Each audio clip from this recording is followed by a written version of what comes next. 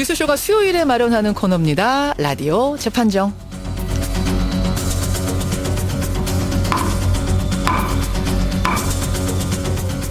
예, 논란이 되고 있는 이슈나 인물을 저희가 스튜디오 재판정 위에 올려놓으면 우리 청취자들께서 양측 변론 들으시면서 배심원 자격으로 판결을 내려주시는 건데요. 오늘도 변론 대결 펼쳐줄 두 분의 변호인 나오셨습니다. 먼저 노영희 변호사님 어서 오세요. 네, 안녕하십니까. 손수호 변호사님도 반갑습니다. 네, 안녕하십니까. 두 분 앞에 찬반 들으셨죠? 네. 노 변호사님은 몇 살이십니까? 물으면 뭐라고 답하세요? 저도 진짜 이제 50이 가까이 돼가지고 정말 예전에는 뭐 만 나이를 구차하게 무슨 만 나이냐 이랬는데 한 살 한 살 나이 먹으면서 만 나이가 맞지 않냐. 무조건 만 나이. 네네. 손 변호사님은 좀 젊은 분이니까 좀 다를. 네, 이게 좀 직업적인 특성이 좀 작용되는 것 같은데요. 네. 나이가 어리거나 어려 보이면 좀 업무에 차질이 있어요. 우리나라는 그런 게 있어요. 그래서 네. 일단은 나이가 많거나 적어도 나이가 많아 보여야 됩니다. 그래서 만 나이를 아직 쓰지 않고 있는데 무조건 한국식 나이로. 저도 뭐 조만간 쓸 것 같습니다. 그래요. 그게 참 그렇더라고요. 결국 이런 것에 의해서 어떤 사람은 한국식 나이로 얘기를 하고 물어봤을 때 또 어떤 사람은 만 나이로 대답을 하고 요게 혼선이 빚어지지 않느냐. 그래서 만 나이로 통일하자는 게 이제 앞에 분의 주장이었고 무슨 말이냐. 우리 것은 소중한 거 지키자. 하나도 안 불편하다가 이제 뒷분 주장이었는데 쭉 보니까 청취자 의견도 상당히 팽팽하네요. 요건 잠시 후에 제가 소개를 해드리고 우리 재판정 주제로 가겠습니다. 오늘 사안이 좀 큽니다. 예. 오늘 재판에 올릴 사건은 정부의 개성공단 중단 조치 합법이냐 위법이냐. 정부의 개성공단 중단 조치 합법이냐 위법이냐. 바로 이겁니다. 예, 우리 정부가 천안함 사태, 오이사 조치로 신규 투자를 금한 적은 있었습니다. 하지만 이렇게 공단 가동 자체를 직접적으로 전면적으로 중단한 건 이번이 처음이죠. 그래서 입주 기업들은 지금 이런 갑작스런 폐쇄 조치가 이게 정말 불가피한 일이었냐. 여기에 대해서는 국가적인 배상을 해야 된다. 분명 위법한 거다라고 주장을 하고 있습니다. 정말 정부 조치에 위법성이 있고 책임이 있다면 국가 배상 당연한 거고요. 그렇지 않다면 배상까지 갈 이유는 없는 상황. 그래서 오늘 따져봐야겠습니다. 개성공단 중단 조치가 법적으로는 어떠한가. 여러분들 두 변호사의 변론 들으시고요. 여자 변호사 노영희 변호사가 맞다 생각하시면 노변, 남자 변호사 손수호 변호사가 맞다 생각하시면 손변이라고 보내주시면 되겠습니다. 50원의 단문 100원의 장문 유료 문자 샵 1212 카톡 레인보우 지금부터 열어놓죠. 우선 두 분의는 어떤 생각 가지고 계신지 짧게 답변 주세요. 노 변호사님.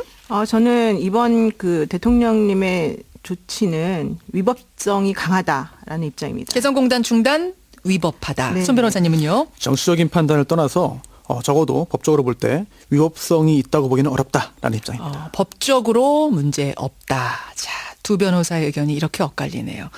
우선 노 변호사님. 네네. 어떤 부분에 있어서 이 중단이 위법하다고 보십니까? 기본적으로 우리 헌법에서는 그 23조의 그 공공 필요에 의해서라면 국민의 재산권을 침해할 수 있다라는 조항이 있긴 합니다. 공공 필요가 있다면 그렇죠. 침해해도 된다. 네. 근데 원칙적으로 국가는 국민의 재산권을 지켜줘야만 하는 것이 기본이지만 공공 필요에 의해서라면 침해할 수도 있고 예. 그런 경우에는 절차를 통해서 이것을 하도록 되어 있는데요. 또 76조에 보면은 비상시국에라면 먼저 긴급 제도 명령을 발동한 다음에 사후에라도 국회 승인을 받도록 하는 절차가 이제 명기가 되어 있거든요. 예. 근데 이번에 그 대통령님께서 하신 그런 조치는 헌법적인 그런 모든 절차를 위반한 것은 물론이고 그 남북교류 협력에 관한 법률이라는 게 있습니다. 예. 이 법률 17조에 보면은 이 개성공단 관련해 가지고는 그 통일부 장관이 그 관계 행정기관의 장과 협의해서 6개월 이내의 기간을 정해서 협력 사업의 정지를 명하거나 승인을 취소할 수 있게끔 되어 있는 것이고 만약에 그렇게 하려면 또 청문회를 실시해야 되는 거거든요. 청문회. 네, 근데 이번에는 그런 절차가 전혀 없었었고 또 만약에 대통령의 통치행위 내지는 긴급한 명령이나 긴급 조치였다라고 판단하려고 하더라도 국회에 대해서 보고를 해야 되는데 국회가 지금 열려 있었음에도 불구하고 대통령이 그냥 성명서를 통해서 이 모든 조치가 이루어진 거 아닙니까? 기본적으로 절차적으로 하나도 맞지 않는다라는 거죠. 이 법이든 저 법이든 다 갖다 대입해봐도 전부 다 맞지 않는다. 네네. 절차가 다 무시됐다. 이 말씀 하나하나 보죠. 먼저 헌법 23조 공공 필요에 의해서는 재산권을 침해해도 된다라는 이 조항. 그러니까 공공 필요 부분에서 노 변호사님은 아니다라는 입장이신데 손 변호사님 어떻게 생각하세요? 사실 공공 필요라는 것에 그 포함될 수 있는 것은 굉장히 많이 있습니다. 그런데 그 중에서도 가장 중요한 것이 바로 국가 안보가 될 수 있겠죠. 국가 안보가 위협받고 무너진다면은 그 다음에 뭐 다른 것도 당연히 보장받지 못하게 되기 때문입니다. 그런 측면에서 본다면은 국가의 안위 또한 국가의 안전 보장을 위해서 이번 조치를 했다는 것은 결국 공공 필요에 충분히 포함되는 것이 아닌가. 공공 필요. 라고 볼 수 있겠죠. 안보에 이번에는 이대로 그냥 뒀으면 치명적이었을 거라고 그러니까 보시는 거예요, 손 변호사님은? 일단 뭐 정치적인 부분을 떠나서 예. 법적으로 보자면은 일단은 그 공공 필요에는 충분히 속한다. 적어도 여기에서 벗어난다고 보기는 어렵지 않겠느냐. 노 변호사님 지금 웃고 계세요, 살짝? 네, 여당의 논리를 그대로 인용하는 느낌이어가지고. 정치적인 건 지금 배제하고 이제 얘기한다고 말씀하셨어요. 근데 기본적으로 이제 헌법 23조에 의하면은 그 수용 제한 보상은 모두 법률로 정해서 공공 필요에 의하더라도 이걸 하게끔 되어 있는데 사실 이번에 로켓 실험한 것이 뭐 기존에 대해서 여러 번 있어 왔던 것이고 한국을 직접적으로 겨냥한 것도 사실은 아니었지 않습니까? 우리를 겨냥해서 쏜 건 아니었다. 네. 그래서 이것이 과연 정말로 이런 그 모든 뭐 잠정 중단도 아니고 이렇게 완전한 이런 조치를 취할 만한 즉 뭐냐면은 그 최소 피해를 최소화하고 최후 수단적인 조치여서 불가피한 것이었는가라는 측면에서 보면 안 맞는다는 거죠, 기본적으로. 우리를 겨냥해 쏜 것도 아닌데 정말 중단해버리고 개인의 재산권을 하루아침에 침해할 만큼의 사안이었는가 요건데 손 변호사님. 보는 각도에 따라 다를 수 있을 것 같습니다. 예. 그런데 일단은 그 지금 누가 옳으냐 또는 과연 이게 필요한 조치였냐 여부와 관계가 좀 적은 것이 예. 지금 문제는 손해배상이거든요. 과연 손해배상을 정부가 이제 국가가 그 해당 기업에게 해줘야 되느냐 할 필요 없느냐 그걸 따지는데요. 예. 그렇기 위해서는 이제 국가배상법을 봐야 됩니다. 왜냐하면 국가는 이제 공무원이 이제 직무를 집행함에 있어서 고의 또는 과실로 법령을 위반해서 손해를 입혔으면 그 손해를 배상한다라는 규정이 있을 뿐인데요. 예. 그렇다면 과연 누가 어떤 공무원이 어떤 법령을 위반해서 손해를 줬느냐를 봐야 됩니다. 어떤 법령을 위반했느냐. 여기에 대해서는 약간 좀 논리가 궁색하지 않을까 생각이 되고요. 또한 설령 어떠한 법령을 위반하였다 하더라도 예. 그 위반 자체가 전체적인 법의 테두리에서 볼 때 위법하냐. 그건 또 다른 문제입니다. 필요한 조치를 했다라고 한다면은 예. 적어도 국가배상법에서 정한 배상 요건은 충족하지 못한 것이 아니냐라고 볼 수 있겠죠. 그렇게 보세요. 그러면은 자 이제 공공 필요 부분 얘기를 먼저 했는데 헌법 23조 공공 필요가 맞았다. 공공 필요다라고 이제 친 다음에 생각을 해보죠. 헌법 23조에 의하면 수용 제한 보상 이런 거 이제 법률로 정하게 돼 있는데 이번에는 그런 법률 하나도 없이 갔다. 요 손 변호사님 요거에 대해서 답변 주세요. 사실은 이거는 오히려 저희가 이게 그 배상 필요 없다는 쪽에서 배상이나 보상이 필요 없다는 입장에서 들 놓은 거인 것 같아요. 왜냐하면 공공 필요에 해당된다 하더라도 예. 결국은 그러한 제한을 하기 위해서는 이제 그 법률로서 보상 등등을 규정해야만 보상이 이루어진다는 거거든요. 따라서 보상 규정이 법률로서 만들어지지 않다면 보상을 하지 않아도 된다라는 정부 측 입장이 오히려 그 규정이 그 논거에 의해서 지지될 수 있을 것 같습니다. 왜냐하면 예. 국민의 어떤 그 재산권이 침해되는 경우는 굉장히 많이 있습니다. 여러 가지 이유로. 하지만 모든 경우에 국가가 법률에 의해서 보상을 해야 될 의무가 생기는 건 아니에요. 그래요? 네. 따라서 국가가 보상을 해주는 경우를 법률로서 만들어줍니다. 예. 법률에서 보상해라라고 한다면 보상을 하는 거거든요. 예. 그런데 이번 경우에는 설령 국민의 재산권이 침해됐다 하더라도 예. 또한 그게 그 공공 필요에 의한 것이라 하더라도 예. 보상을 해줄 규정이 없어요. 해줘야 된다는. 따라서 국가가 보상을 굳이 안 해도 되고 다만 호의적인 지원을 하면 되지 않겠느냐라는 논리가 갈 수 있겠죠. 그러니까 문 닫기 전에 먼저 보상을 법률로 정해놓고 닫았어야 되는 건 아니에요? 근데 그렇게 한다면은 일단 그 문을 닫고 이제 그 개성공단을 이제 그 가동을 중단시킨 것은 정치적인 결단 행위고요. 또 다만 그 전에 그러한 행위를 예상해서 그런 가능성이 있기 때문에 미리 보상 절차를 만들어 놓자. 보상 사유로 보상하는 대상으로 만들자라는 것은 입법부가 해놨어야 되는데요. 입법부가 필요 없다고 봤기 때문에 안 한 것이거든요. 안 했거나 또는 생각도 못 했거나. 예. 그렇다면 그로 인한 법적으로 볼 때 그로 인한 불이익은 감수할 수밖에 없는 그런 상황이라고 감수할 수밖에 없는 그런 상황이었다. 고도의 통치행위이기 때문에 이건 인정해야 된다. 노 변호사님. 글쎄 이것을 고도의 통치행위로 볼 것이냐 아니냐 하는 것은 이제 두 번째 문제인데 지금 그 손 변호사님 말씀하시는 것이 국가배상법상 법률에 위배해서 공무원이 어떤 행위를 했어야 되는데 법률에 위배되지 않는데 왜 그런 논의를 하느냐 이런 식으로 말씀하셨거든요. 예. 근데 제가 아까 금방 초대 말씀드렸잖아요. 헌법 23조에 안 맞는다. 헌법 76조에도 안 맞는다. 남북교류 협력에 관한 법률 17조에도 맞지 않는다. 그리고 또 2013년 8월 남북 당국 간 합의한 개성공단의 정상화를 위한 합의서 1항에도 맞지 않는다. 맞지 않는다. 모든 법률을 다 위반하고 있음에도 불구하고 법률이 위배되지 않기 때문에 국가배상법이 적용되지 않고 국가배상 해줘야 될 이유가 전혀 없다. 또 단지 이러한 행위는 대통령의 통칭이기 때문에 국민은 그냥 손실을 감수해야만 한다. 이런 논리는 부당하다는 거죠. 지금 유신 시대도 아니고 이게 무슨 말도 안 되는 소리입니까? 그러면 저 헌법 76조 얘기를 먼저 좀 해보죠. 네네네. 헌법 76조가 뭐냐면 비상시국일 경우에는 네. 긴급 재정명령을 발동한 뒤에 사후에 국회 승인 받도록 돼 있어요. 그러니까 지금처럼 정말 비상시국이라면 중단해놓고 나중에 승인받아도 된다는 거거든요. 노 변호사님. 그렇죠. 비상시국이라면 먼저 명령을 발동한 다음에 나중에 사후에 국회 승인 받도록 돼 있는데 그 정부는 지금 비상시국이라는 거 아닙니까? 근데 이게 왜 사후에 국회 승인을 받도록 돼 있는 이유가 뭐냐면 예. 국회를 소집하는 데 시간이 걸리기 때문이거든요. 그렇죠. 근데 당시 이미 국회가 열려 있었습니다. 한마디 하면 되거든요. 아, 비상시국이었다고 하더라도 그럼요. 이번에는 승인받을. 소 변호사님. 네. 물론 그 현행 법의 그런 그 절차 등을 본다면은 위반한다고 볼 수 있는 그런 소지도 있습니다. 예. 하지만 이번 사안의 특수성을 좀 봐야 될 것 같은데요. 특수성. 네, 왜냐하면 굉장히 엄중한 안보 위기가 닥쳐왔고 또한 그에 대해서 우리가 할 수 있는 조치가 무엇이냐. 우리가 그 국제적인 그런 국제사회의 제재를 이끌어내기 위해서 예. 할 수 있는 조치가 무엇이냐고 봤을 때 이 개성공단 가동 중단 조치가 굉장히 적절하고 또한 굉장히 필요한 그런 시기적으로 적합한 그런 조치였다는 가정하에 예. 말씀드리자면은 이거는 통치행위로서 고도의 정치적인 결단이기 때문에 아예 사법심사의 대상으로 볼 수 없는 거 아니냐라는 입장도 가능합니다. 그래요. 왜냐하면 과거에 이런 사례가 있었죠. 대북 송금에 대해서 예. 이게 통치행위다. 사법심사 대상 아니다라고 했지만 결국은 사법심사 대상으로 받고 결국은 처벌도 했습니다. 하지만 그로 인해서 발생했던 여러 가지 그런 혼란도 있었고요. 아직까지 그런 부작용이 있습니다. 이런 것을 볼 때 이번 사건의 경우에는 이번 일의 경우에는 예. 통치행위로 봐서 사법심사를 하지 않는 것이 맞아 보이고요. 또한 당시에 사법심사를 한 그 판결문에 보더라도 이런 표현들이 있습니다. 어떤 게 있나요? 통치행위에 대해서는 예. 사법심사를 자제할 필요가 있다. 오히려 자제할 필요가 있다. 그러니까 76조 비상시국이어도 시국일 경우에는 먼저 재정명령 한 후에 사후 국회 승인 받도록 돼 있는 거. 노 변호사님은 아니 국회 열려 있었는데 그냥 가서 물어보기만 했으면 됐는데 왜냐라고 하셨지만 손 변호사님은 그런 차원이 아닌 이거는 고도의 정치적인 결단. 통치행위였기 때문에 그런 절차가 필요 없는 그걸 뛰어넘는 거다 이 말씀이세요. 일단 아주 예외적인 경우라고 볼 수 있죠. 아주 예외적인 경우. 노 변호사님.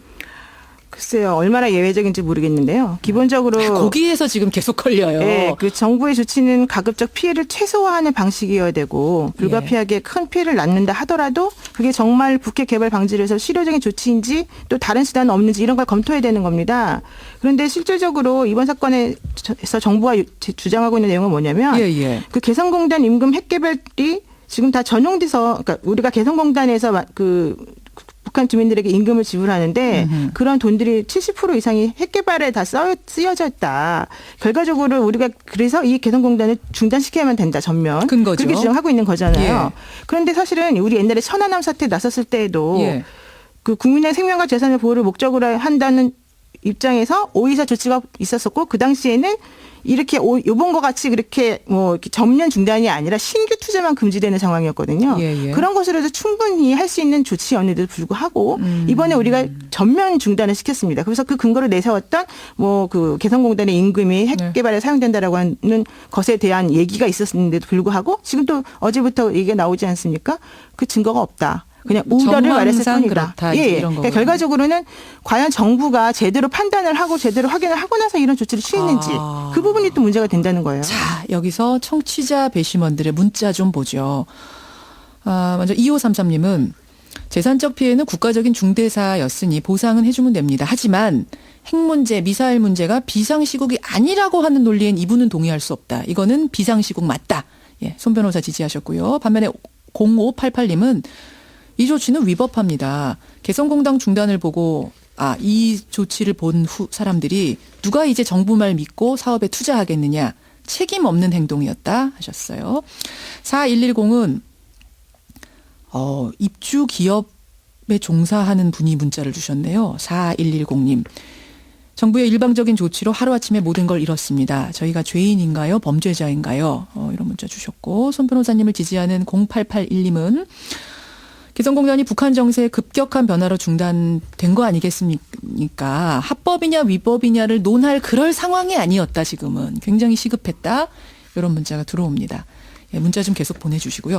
우리가 한 가지 좀 짧게 다시 논의를 해봐야 될 부분은 뭐냐면 우리 헌법에 맞느냐 그르냐를 떠나서 이 개성공단에 대해서는 남북 간의 합의서가 있었어요. 2013년 8월에 당국자들끼리 만나서 이제 그 당시에는 북한이 중단을 하는 바람에 잠깐 중단이 됐다가 다시 정상화를 하면서 맺은 합의인데 남과 북은 통행 제한 및 근로자 철수 등 중단 사태가 재발되지 않도록 하며 어떠한 경우에도 남북 간 정세의 영향을 받음이 없이 안정적으로 운영할 것을 보장한다. 양쪽이 도장을 찍었습니다. 근데 이제 급변한 상황이 발생한 거죠. 그러면 이건 어떻게 합의서는 어떻게 되는 건가? 손 변호사님, 이거는 어떻게 되는 거예요? 네, 물론 남북 간의 합의서가 존재하는 것은 사실이고요. 예. 또한 지켜지면 좋은 것이었죠. 당연히 지켜줘야 되는 것입니다만 특단의 사정으로 지켜지지 못하게 된 것입니다. 그런데 일단 남북 간의 그런 그 남북 당국 간의 합의서라는 점을 좀 주목할 필요가 있겠습니다. 예, 예. 따라서 우리 정부와 또 입주 기업 사이의 계약은 아니라는 것이죠. 따라서 기업이 자체로 그냥 정부에 대해서 어떠한 계약상의 어떤 의무를 구할 수 있는 것은 아니다. 그런 근거는 적어도 아니다라고 볼 수 있겠고요. 또한 남북 사이의 이런 합의서가 사실은 예. 계약서라기보다는 예. 정치적인 선언문에 가깝다고 보는 것이 맞겠습니다. 저는 그러니까 기업 문제는 일단 떼놓고 네네. 이런 식으로 남북 간의 합의서 맺은 거는 어느 정도의 효용을 갖는가, 구속력을 갖는가 좀 그게 일반인으로서 궁금해요. 사실은 그렇다면 북한과 남한 우리와 북한 사이의 관계도 중요한데요. 이게 그 대등한 대립하는 국가냐 아니면 북한을 정말로 반국가 단체로 볼 것이냐 등등부터 굉장히 높게 올라가기 때문에 쉬운 문제가 아니죠. 노 변호사님 어떻게 되는 겁니까? 이런 합의서는. 그럼 합의서 만들지 말아야죠, 뭐. 합의서 만들어 놓고, 무조건 전부 다 통치행위이기 때문에 이 합의서하고는 상관없는 거다라고 주장을 하게 되면 할 말이 없어요. 모든 게 통치행위라고 한다는 건 전부 다 초법률적인 얘기가 돼버리거든요.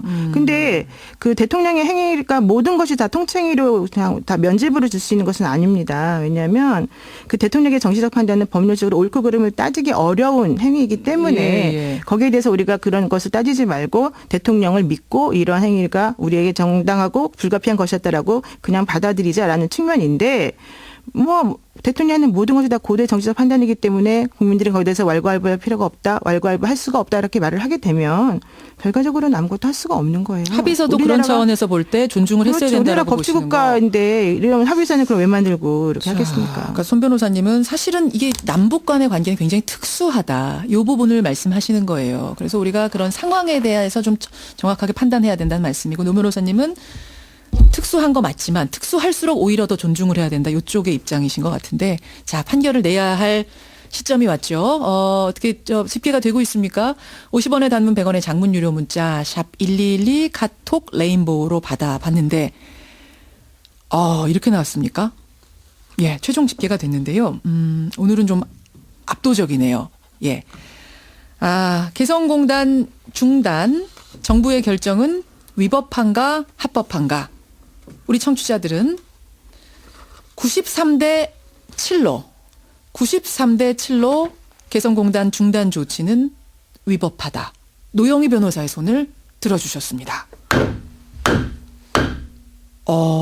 손 변호사님 네. 지금 들으면서 갸우뚱하셨어요. 저는 사실은 정말 전혀 몰랐어요. 어떻게 될지 예상하지 못했는데 사실은 그 개성공단이 그동안 평화의 상징으로 좋은 기능을 했고 예. 또 이번 조치가 굉장히 안타깝습니다. 그래서 저도 사실은 노영희 변호사님과 같은 입장인데 오늘 그 대립각을 세우면서 하다 보니까 이게 또 티가 나나 봐요, 사실은. 청취자분들께서 다 캐치를 하시는 것 같습니다. 좀 덜 싸우셨어요? 아니, 어쨌든 이건 우리 청취자 배심원, 뉴스쇼 청취자 배심원의 생각이었고, 사실은 뭐 진보, 보수, 뭐 이런 의견들 나올 때마다 좀 팽팽했었는데, 이번 건에 대해서는 개성공단 입주 기업들의 어떤 생사가 달린 문제여서 그런지 모르겠습니다만, 93대 7이라는 압도적인, 결과가 나왔네요. 노 변호사님도 한 말씀 하시죠, 마무리 발언. 네, 저도 그렇게 차이가 많이 벌어질 줄은 몰랐었는데 그러니까요. 박 대통령께서 말씀하신 것 중에 하나가 이제 남북 경협기금의 보험을 활용해서 개성공단에 투자한 금액 90%까지 우리가 이제 뭐 지급을 받을 수 있다 이렇게 얘기를 하셨는데 예, 예. 이것은 기본적으로 70억을 기준으로 90%이기 때문에 63억까지밖에 사실은 보상을 못 받거든요. 근데 실질적으로 이 한 기업들이 보통 몇백억씩 전부 다 투자를 했단 말이죠. 예, 예, 아무것도 되는 게 없고 또 더 중요한 건 이것을 그냥 주는 보험금이 아닙니다. 나중에 공장이 다시 가동하게 되면 결과적으로는 다시 토해내야 되는 돈이라서 이러한 식의 보상은 아무런 의미가 없는 거거든요. 그래요. 결과적으로 예. 중요한 건 국민의 재산권이나 이런 것들 다 통합적으로 좀 검토를 했어야 된다는 거죠. 예. 손 변호사님 너무 시무룩해하지 마시고요. 아닙니다. 손 기분이 변호사님 좋습니다. 네. 힘내세요라는 문자 들어왔고 다음 주 기대하겠습니다. 두 분 고생하셨습니다. 네, 고맙습니다. 감사합니다. 재판정이었습니다.